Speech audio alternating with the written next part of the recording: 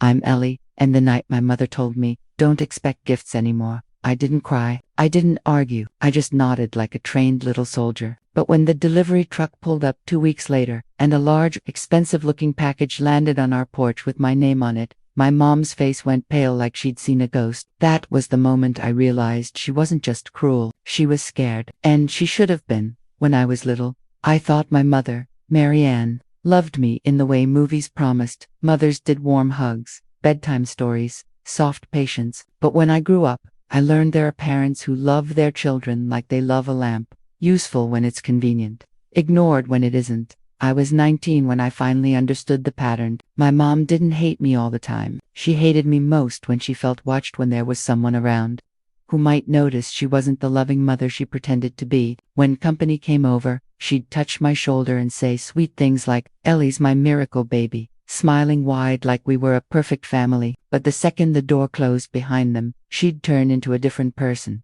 And in our house, gifts weren't gifts. They were proof. Proof that she was generous. Proof that she was a good mom. Proof she could hold up to the light and show to other people like a trophy. If she bought me something, it was never for MID, was for her image. That's why what happened before my 20th birthday hurt so much. Not because I wanted expensive things. I didn't. I wanted what most girls want, to feel like their mother saw them, understood them, cared enough to remember. But Marianne didn't just forget. She made a show of ungifting me. It started at Sunday dinner. It was just the three of us, my mom and my stepdad, Darren, and the air smelled like garlic and burnt butter. Darren sat at the table quietly, chewing like he was afraid of making noise. That was Darren, a big man who shrank around her. Mom twirled pasta onto her fork and said, in a tone so casual it sounded rehearsed, "So, I'm going to be straightforward, Ellie." My stomach tightened. Okay. She didn't look up from her plate. Don't expect gifts anymore. I blinked. For my birthday, for anything, she said. Birthdays, holidays, graduations. Don't build your expectations around handouts. You're almost 20. Adults don't get rewarded for existing. My face burned. I never asked for. She cut me off fast. Sharp. Yes, you do. You always do. It's in the way you look at things, the way you wait, like I owe you. Darren cleared his throat, but didn't speak. He never did. I sat there with my fork hovering over my plate, feeling like I'd been slapped in front of an audience even though it was only us. "Why are you saying this now?" I asked quietly. Marianne finally looked at me, eyes bright with something cold. "Because I'm done being manipulated. Your little sad puppy routine doesn't work on me. If you want something, work for it." I wanted to scream that I did work. I worked part-time at a cafe, saved every penny, paid for my own phone bill, bought my own clothes from thrift stores. I wasn't asking for the world. I was asking for a mother who didn't treat me like a scammer. Instead, I said, okay, because I knew how this went. If I cried, she'd call me dramatic. If I argued, she'd say I was ungrateful. If I defended myself, she'd twist it into proof I was selfish. So I swallowed everything like I always did. And I nodded. And she smiled like she'd won. That night, in my bedroom, I stared at the cracked corner of my mirror and tried to figure out what was wrong with me. I held my breath, hoping the pounding in my chest would stop. Downstairs, I heard her laughing at something on TV, like she hadn't just stripped something from me that didn't even cost money. A week later, I learned the real reason she'd made that announcement. I was folding laundry when I overheard her on the phone in the hallway. She didn't know I was home. Her voice had that syrupy, performative sweetness she used when talking to outsiders. "Oh, absolutely," she said. "I'm trying so hard with her, Patricia. I just worry she's, entitled." I froze. Patricia, my aunt, my mom's older sister, the one who lived 2 states away and sent me a card every year with $10 and a handwritten note that always smelled faintly like lavender. I told her I'm not doing gifts anymore, Marianne continued, lowering her voice. She needs to learn. And honestly, with all the money Darren and I are spending on the kitchen remodel, we can't keep spoiling her. Kitchen remodel. My stomach dropped. She'd been showing me budget spreadsheets for weeks like we were broke. She'd made me feel guilty for buying shampoo. And now she was bragging to Aunt Patricia about a remodel. I stepped back into my room quietly, my hands trembling around the towel. That night, I checked the shared computer. My mom wasn't careful with passwords. She never thought she had to be. And there it was, an online order confirmation for a designer handbag, not for me. Obviously, for herself. scheduled to arrive right around my birthday. So that was it. It wasn't about adulthood. It wasn't about teaching me anything. It was about punishment and priorities. I thought I would feel angry. I did, but under the anger was something worse, a tight, sinking grief, the kind that makes you realize you're not fighting for gifts, fighting for basic tenderness, and you're losing. I didn't sleep much that week. At work, my coworker Sophie noticed immediately. "You look like you got hit by a truck," she said, sliding a coffee across the counter. Sophie was 24, loud in the way I wished I could be, with messy curls and a fearless laugh. I hesitated, then finally said, "My mom told me not to expect gifts anymore." Sophie's eyebrows shot up, like, as a life lesson, more like, as a punishment, I admitted. Sophie leaned in. "Ellie, that's not normal." I shrugged, like it was, like I was used to it, because I was. She studied me for a second, then said softly, "Do you want to do something about it?" I laughed once, bitter. "What am I supposed to do? Ground her?" "No," Sophie said, eyes glittering, "but you can stop letting her control the story." Control the story. That phrase stuck in my mind like a hook, because that's what Marianne did. She controlled the narrative. She turned every situation into proof. She was the hero and I was the villain. She told people I was moody, difficult, ungrateful. She told them she'd tried everything, but no one ever asked me. And that's when the idea formed quietly, slowly, like a match catching. If gifts were proof, then maybe I could give her proof of something else. 2 days later, I got a call from Aunt Patricia. "Sweetheart," she said warmly, "I was thinking about your birthday coming up." My throat tightened. "Yeah." There was a pause. "Your mother told me you two are having some trouble." I could hear it, cautious sympathy, the kind people use when they don't know who to believe. I swallowed. "She told you I'm entitled." Another pause. Longer. "She said you were expecting a lot." I exhaled, slowly. "Aunt Patricia, I'm not expecting anything. I just want her to stop treating me like I'm a burden." Silence. Then Patricia sighed, the sound of someone setting down a heavy bag. "Oh, Ellie, I'm sorry. I know Marianne. She can be harsh. That was a polite word for it." Patricia continued, "Listen, I'm coming to town next weekend. I didn't tell your mother yet. I wanted to see you." My heart thumped. "You're coming?" "Yes," she said, "and I want to take you to lunch. Just us." After we hung up, I stared at my phone for a long time. Something in me shifted, not into hope. Exactly. More like readiness. Because Aunt Patricia was the one person Marianne cared about impressing. And if I wanted to take control of the story, I needed a witness my mother couldn't dismiss. That night, I sat on my bed and opened my laptop. I typed out a plan like I was building a case file. Step 1, gather proof. Step 2, create a moment she can't rewrite. Step 3, make sure the right people see it. It felt dramatic, almost ridiculous, but it also felt like breathing for the first time. I started with proof. I went through old texts, voicemails, notes, anything. There was the message where she called me a financial parasite, the voice memo where she said, "You should be grateful." I even kept the email she'd sent my college advisor, claiming I was unstable when I asked to change my emergency contacts. I compiled it all into a folder on a flash drive. Then I wrote something else, something I never expected to write, a letter, not to her, to me. I wrote down every time I remembered her turning cold, every birthday she ruined with a fight, every holiday she turned into a performance, every compliment she gave me in public and took back in private. I wrote it so I couldn't forget, so I couldn't be gaslit into believing it wasn't real. And then I did the scariest part. I ordered a package.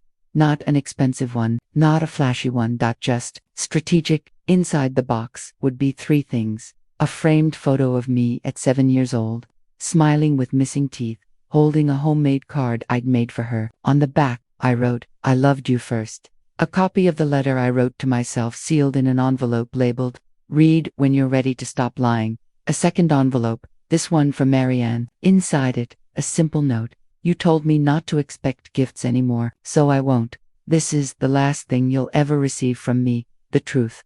On the outside of the shipping box, I paid extra for a custom label, signature required, and I shipped it to our house, timed to arrive the day before my birthday when I knew Marianne would be home, because she worked from home on Fridays. The week leading up to it felt like walking around with a secret bomb strapped to my chest. Part of me wanted to cancel. Part of me felt guilty. Part of me wanted to cancel, Part of me felt guilty. Part of me heard my mother's voice, "You're dramatic, you're ungrateful, you're manipulating." But then I'd remember her laughing downstairs after she cut me down, or her bragging about her kitchen remodel while telling me we couldn't afford basic kindness, or her calling me entitled to her sister like I was a rumor she needed to manage. So I didn't cancel. Friday came.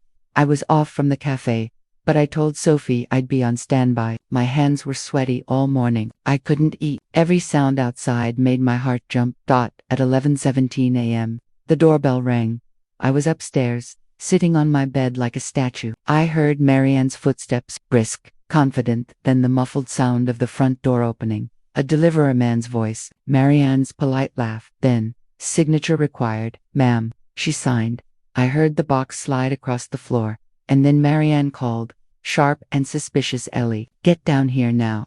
My body moved before my mind could. I walked down the stairs slowly. Marianne stood in the entryway with the box at her feet, arms crossed like a judge. "What is this?" she demanded. I let my face stay calm. "It's a package." She narrowed her eyes. "Don't play with me. Why is there a signature required? What did you order?" I pointed to the label. "It's addressed to me." Marianne's mouth tightened. "In my house." My heart pounded, but I kept my voice steady. "You're welcome to watch me open it." Her eyes flicked curiosity, fighting control. She wanted to know. She always wanted to know, so she nodded sharply. "Open it." I knelt, peeled back the tape, and lifted the flaps. The silence in the entryway felt heavy. When she saw the framed photo first, her expression changed: confusion, then irritation. "What is this?" she snapped, picking it up. "It's me," I said. "No," she said, voice tightening. "I mean, why is it here?" I reached into the box and pulled out the envelope labeled to me. I didn't open it. I just held it for a moment like it mattered. Then I pulled out Marianne's envelope. Her eyes locked onto it. "What did you write?" "Something you need to read," I said. Her fingers snatched it from me. She tore it open like she was tearing into me. As she read, her face shifted, first dismissive, then tense. "You're being ridiculous," she said quickly. Too quickly. This is some kind of stunt." I didn't answer. Her eyes dropped back to the paper. She read the line again, slower.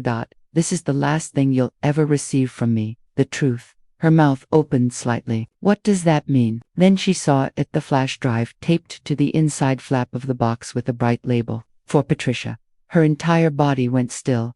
"What is that?" she whispered. I met her eyes. "It's the part you can't rewrite." For the first time in my life, Marianne looked afraid. She grabbed the flash drive, but I moved faster, placing my hand over it. My voice shook a little, but I didn't back down. "That's not yours," I said. Marianne's face hardened. "I am your mother. And you told me not to expect gifts anymore," I said. "So don't expect my silence." She stared at me, like she didn't recognize me, like she'd raised a doll, and the doll suddenly stood up and spoke. "What are you doing?" she hissed. "Trying to ruin me." I swallowed hard. "No, Mom. You ruined you. I'm just done covering it up." Her jaw clenched. "Patricia always takes your side. This is why I said you manipulate people."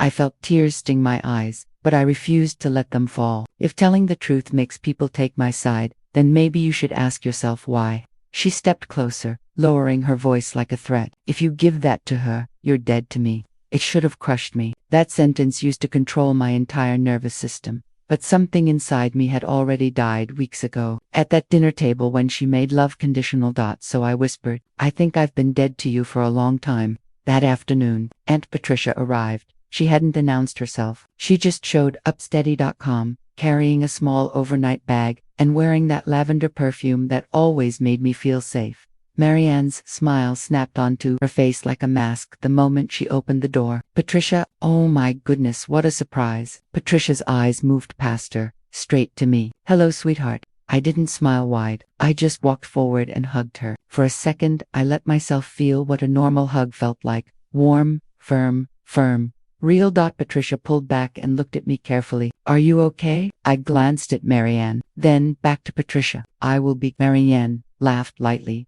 "Too high. Ellie's being dramatic lately. You know how she is." Patricia's gaze sharpened, and her voice stayed gentle. "No, Marianne, I don't think I do." The room went very quiet. I handed Patricia the flash drive. Marianne's breath caught. "Patricia, you don't need to." Patricia held up her hand. I do. Marianne's smile flickered.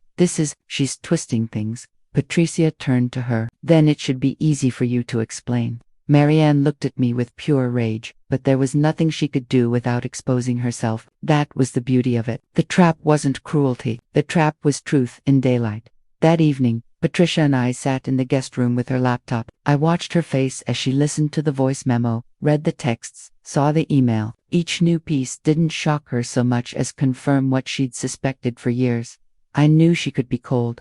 Patricia said softly, "But, Ellie, this is emotional abuse." Hearing someone else say it out loud made my throat tighten. I thought maybe I was just too sensitive. Patricia reached for my hand. No, you were trained to doubt yourself. That's not sensitivity. That's survival. Later, Marianne tried to corner me in the kitchen while Patricia was on a call. Her voice was low and venomous. You think you're clever. You think you've won.